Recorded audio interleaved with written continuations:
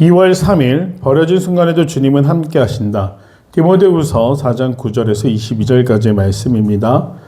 사도 바울은 로마 감옥에 갇혀서 자신의 마지막을 준비하면서 사랑하는 아들과도 같았던 디모데에게 목회에 대한 권면과 또 개인적인 부탁을 하기 위해 오늘 9절에서 22절까지의 말씀에 기록을 남기고 있습니다. 너무나도 사랑했기 때문에 여러 목회적인 권면을 했고 이제 남은 것은 주변 동역자들에 대한 소식을 전하며 개인적인 부탁을 하고 있습니다. 9절을 보면 너는 어서 속히 내게로 오라 라고 에베소 교회에 남아 목회를 담당하고 있던 디모데에게 로마로 올 것을 부탁하고 있습니다. 그리고서는 무려 16명이나 되는 사람들을 언급합니다. 그 16명 중에 둘은 사역을 방해했거나 아니면 사도 바울을 회방하며 비난했던 사람들을 언급하고 있고 나머지 14명은 동역자들 중에 특별히 디모데가 알고 있었던 그 사람들의 근황을 알리는 이야기로 되어 있습니다. 그 첫 번째 등장하고 있는 것이 대마라는 사람입니다. 이 대마는 골로새서 4장 14절에서 누가와 함께 사도 바울이 소개를 하기도 하고 빌레몬서의 24절에도 등장을 합니다. 그런데 이 대마는 어땠나? 초기에는 사도 바울의 동역자였지만 후에 세상을 사랑하여 실패한 자다라고 이야기를 하고 있습니다. 그래서 세상을 사랑하여 나를 버리고 데살로니가로 갔다라고 이야기를 하고 있습니다. 그래서 대마가 곁에 없다라는 것을 알립니다. 그레스게는 갈라디아로, 디도는 달마디아로 갔다라고 되어 있는데 여기서 그레스게어는 갈라디아로 선교사로서 파송되었음을 이야기하고 있고 디도는 누굽니까? 디모데와 같이 아들이라고 표현했던 제자입니다. 디모데는 혼혈이었지만 디도는 완벽한 이방인이었습니다. 그래서 디도에게 사도 바울은 디모데야 모계가 유대인이었기 때문에 할례를 받으라고 이야기했지만 이방인이었던 이 디도에게는 할례에 대한 것을 마음의 할례가 중요하다라고 이야기를 하며 이방인으로서 사역자의 새로운 기준을 세우고 그를 파송합니다. 그가 달마디아 지방으로 가서 사역을 하고 있다라고 이야기를 합니다. 그리고 우리가 잘 알고 있는 누가복음과 사도행전을 지은 누가라는 이방인, 헬라인이죠. 이 누가는 나와 함께 있다.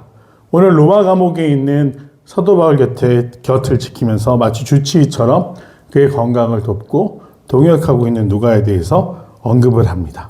그리고 마가에 대한 이야기를 하는데 이 마가에 대한 사도 바울의 감정은 계속해서 변해왔죠. 초창기에 그의 열정을 통해서 같이 전도여행을 떠났지만 마가가 전도여행이 너무 힘들어서 중간에 돌아갑니다. 2차 전도여행을 준비하면서 이 마가의 숙부였던 바나바가 자신의 조카 마가를 또 다시 데려가려고 하자 사도 바울이 어떻게 합니까? 반대합니다. 중간에 그만두는 사람은 필요 없다라고 강력하게 바나바에게 이야기하면서 둘은 끝끝내 합의를 이루지 못하고 따로 전도여행을 떠나게 되는, 어떻게 보면 안타깝게 분란을 일으키는 그 원인을 제공했던 것이 바로 마가였지만 오늘 마가에 대한 평가가 달라졌음을 볼 수 있습니다. 11절 말씀을 보면 그가 나의 일에 유익하니라 라고 이야기를 하고 있습니다. 그래서 마가를 데리고 로마로 올 것을 부탁하고 있는 것이죠. 또 이방인 사역자였던 두기고는 에베소로 보내었노라 라고 이야기를 하고 있습니다. 두기고는 소아시아 지방 출신이었는데 계속해서 서신서에서 이 사도 바울과 동행하며 도왔던 것들, 특별히 골로새서, 에베소서, 디모데 전서의 전달자가 바로 이 두기고라는 사람이었다라고 성경은 기록하고 있습니다. 그래서 사도 바울은 두기고를 평가할 때 주 안에 신실한 사역자며 하나님의 일을 하는 동반자였다라고 이야기하고 있습니다. 그리고 내가 올 때 드로아 가보의 집에 둔 겉옷을 가지고 오고 또 최근 특별히 가죽 종이 쓴 것을 가져오라. 지극히 개인적인 부탁. 그만큼 친밀했고 자신의 집을 드나들 수 있을 정도로 디모데를 신뢰했기 때문에 그에게 개인적인 부탁을 하고 있습니다. 이렇게 개인적인 부탁을 한 후에 구리 세공업자 알렉산더라는 사람에 대해서 이야기를 합니다. 그 사람은 나에게 해를 많이 입혔으며 주께서 그 행한 대로 그에게 갚으시리니 너도 그를 주의하라. 그가 우리 말을 심히 대적하였느니라. 이 구리 세공업자였던 알렉산더라는 사람, 당시의 구리 세공업은 정말 중산층 이상의 부를 가진 사람이라고 할 수 있습니다. 기술을 가지고 있었고 특별히 돈에 있어서 크게 어려움은 없는 사람이었지만 문제는 어떤 내용인지 정확하게 사도 바울이 밝히고 있지 않지만 그가 하나님의 일을 대적하고 거역하는 사람이었다. 그렇기 때문에 디모데에게도 그를 주의하라라고 이야기를 하고 있습니다. 내가 처음 변명할 때와 나와 함께한 자가 하나도 없고 다 나를 버렸으니 그들에게 허물을 돌리지 않기를 원하노라. 사도 바울은 로마 감옥에 갇혀서 굉장히 어렵고 정말로 외로운 자신의 심경을 솔직하게 이야기합니다. 내 주변에 남은 사람이 없다. 다 나를 버렸지만 그들에게 허물을 돌리고 싶지는 않다. 라는 이야기를 하면서 지극히 인간적인 면모를 보여줍니다. 자신을 거역한 사람, 자신의 사역을 회방한 사람, 그리고 지금 자신이 주변에 아무도 없어서 너무나 외롭고 힘들다라는 것을 아들과 같은 디모데에게 이야기하면서 우리 9절에서 이야기했던 부분, 너는 속히 내게 오라 라고 개인적인 부탁을 하고 있습니다. 그러면 사도 바울이 그렇게 약해진 채로 낙심에 빠져서 그저 사형이 집행되기만을 기다리고 있는가? 그렇지 않죠. 17절과 18절을 보면 또 이렇게 고백합니다. 주께서 내 곁에 서서 나에게 힘을 주심은. 사도 바울은 앞선 구절에서 굉장히 본인의 외롭고 힘듦을 고백하지만 17절에서 다시 나에게 힘을 주시는 분은 누구신가? 주님께서 내 곁에 서서 나에게 힘을 주심은 나로 말미암아 선포된 말씀이 온전히 전파되어 모든 이방인이 듣게 하려 하심이니 내가 사자의 입에서 건짐을 받았느니라. 비록 상황을 보자면 절망적이고 외롭고 힘든 상황이지만 주님을 통해 자신이 새 힘을 얻고 있고 이방인에게 복음 전하는 일을 성공적으로 수행했다라고 이야기를 하고 있죠. 주께서 나를 모든 악한 일에서 건져내시고 또 그의 천국에 들어가도록 구원하시리니 그에게 영광이 세세 무궁토록 있을지어다. 아멘. 사도 바울은 허무주의에 빠지지 않았습니다. 자신이 열심히 복음을 전했고 그 복음을 전한 결과로 말미암아 감옥에 갇히게 되었습니다. 그러나 낙심하지 않았고 절망하지 않았습니다. 내가 하나님께 충성했더니 하나님 나에게 이러실 수가 있습니까? 그 결과가 뭡니까? 주변 사람들은 다 떠나고 나는 감옥에 갇힌 정말 이런 처량한 신세가 됐는데 어떻게 나한테 이러실 수 있습니까? 이렇게 반응할 수도 있었지만 사도 바울은 그러지 않았습니다. 그는 어딜 집중합니까? 그가 보고 있는 건 하나님의 나라입니다. 그가 기대하는 건 이 땅에서의 성공이 아니라 비록 자신의 공이 아무도 알아주지 않고 감옥에서 쓸쓸히 죽음을 기다리고 있지만 나는 하나님 앞에서 떳떳하다라는 고백을 하고 있는 것이죠. 이것이 정말 중요한 부분입니다. 목회에는 무엇을 남길 것인가? 더 나아가 크리스찬은 무엇을 남길 것인가? 어떤 공로, 이름, 세상 사람들이 부러워하는 일의 결과가 아니라 우리는 믿음의 흔적을 남긴다. 복음이 이어지도록 한다. 그것이 중요하다라는 것이죠. 이 이후에 바울은 자신의 동역자들에 대한 안부를 다시 한번 이야기합니다. 또 등장을 하는데요. 8번째로 브리스길라와 아굴라, 또 오네시보로, 에라스도, 드로비모, 으블로, 부데, 리노, 글라우디아 같은 사람들을 언급하면서 모두 너에게 문안하고 있고 또 이들에게 너 또한 문안을 전해야 된다라고 이야기를 하고 있습니다. 브리스길라와 아굴라는 사도 바울의 평생의 동역자였죠. 그들은 로마에서 사도 바울을 만났지만 이내 글라우디우스의 칙령에 의해서 로마에서 쫓겨납니다. 사도 바울과 함께 텐트 메이커 사역을 하면서 자비랑 사역을 하면서 사도 바울 곁을 돕고 함께 했던 것이 이 브리스길라와 아굴라입니다.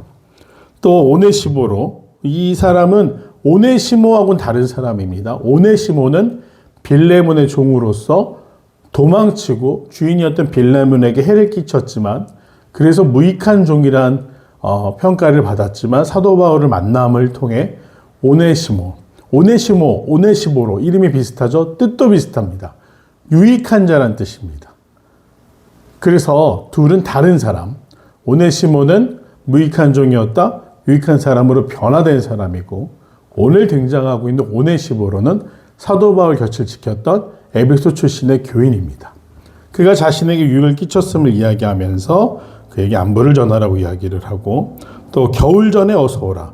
겨울이 오면 항해하기가 너무나 힘들어지기 때문에 디모데를 걱정하는 마음과 또 속히 만나기 원하는 마음을 담아서 속히 오라고 부탁하고 있습니다.